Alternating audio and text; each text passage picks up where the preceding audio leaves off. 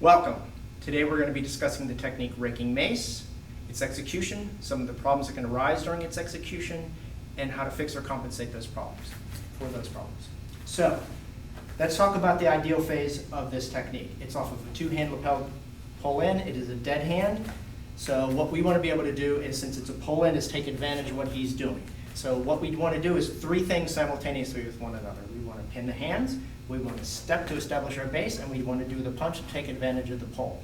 So the first thing that we want to talk about is what's going on with the hand. What we want to do is we want to keep our thumb with our fingers as we grab his left hand. We don't want to grab it like a baseball bat or a pole or something like that. What we want to be able to do is get our hand on top. And that allows us to bring our hand off very quickly and potentially not getting our thumb caught. What's happening with the forearm is we're also pinning that hand. That way he can't pull out if he wants to, and if he begins to try to reverse the push, I still have a now base, and I don't have to worry about him pushing and then using his hands, letting go, and then using them again. Okay? So the next thing what we want to do is, as I said earlier, is establish a base. So as we're establishing a base, what we want to do simultaneously with that is deliver that uppercut to take advantage of the pull. The problem that can go wrong with the uppercut is the alignment. This is a backup mass technique, and if you do not have the proper alignment, you divert the power away from the punch that you want to be able to deliver to the solar plexus. So what we want to do is keep our elbow right against our ribs or even tucked into our ribs in order to keep that alignment proper. So as we begin to execute that, there's a potential that his head will come forward. So to compensate for that, what we want to do is slightly bend our head, but still be able to see his face. We don't want to try and duck our head into our chin, into our neck like we do with some techniques. What we want to do is just enough to where if he begins to bring his head forward, it's not going into my nose. Okay? So another way to stop that from happening, and what the technique does is reverses this left to keep him where we want him.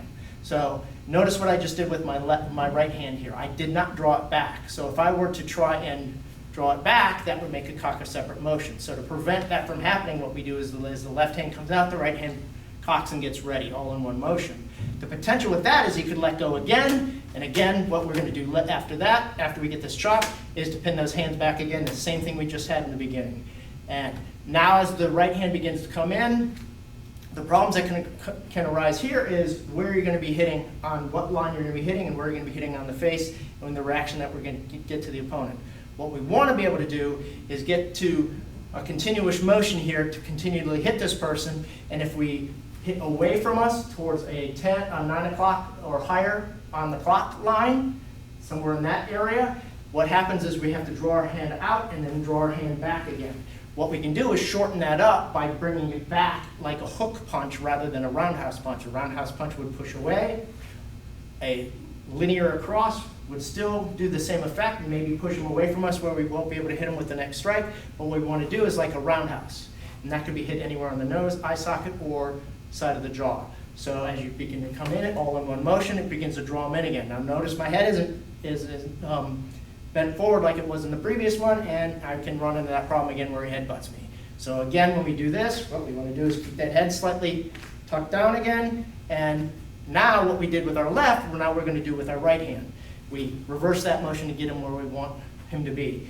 If we let go with this left hand, we have the potential of him getting away from us, what we don't want to have happen. So what we want to do is make sure we keep a nice tight grab and pin with our left hand. This also positions him right where we want him to be, so this gets us into our right elbow. The problem that can rise with this right elbow is that we're going to pull our hand back in order to deliver the strike nice and hard, and what that does is makes the cock a separate motion.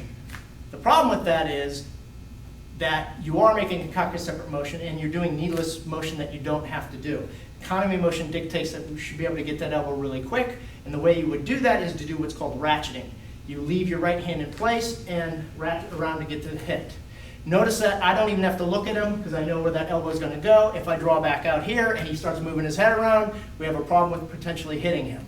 So what we're going to do is keep that head where we want it, and we're going to drop that elbow to get the shot. So what's happening with the left now is, since I've positioned him where I want him to be, I can now let go, and I want to fit my hand into the right side of his jaw as I fit my elbow tip into the left side of his jaw and get a compression or sandwich, and then we can cross out. Okay, one more time, really quick through so that we can review everything. 3 things at once. Pin the hands, don't get your thumb underneath. Pin the forearm with your right. with it against his right. Step and punch at the same time to get all three of these motions together. Make sure that you keep your body alignment. Make sure your head's tucked down slightly so that you get head butted, and then reverse the motion and pull your right hand out at the same time with your left and right so that you don't make a separate motion. Re-grab again, make sure that you're coming back on a hooking motion towards you to draw them in all in one motion, and again, make sure that your head is ducked so that you don't get head butted again. Reverse the right hand so that you get him to where the distance where you want him to be. Make sure you don't let go with the left so that you lose him. Make sure you don't draw your hand back in order to get the strike, making a separate motion. Use economy of motion and just use a ratcheting principle as you compress on the jaw and then out.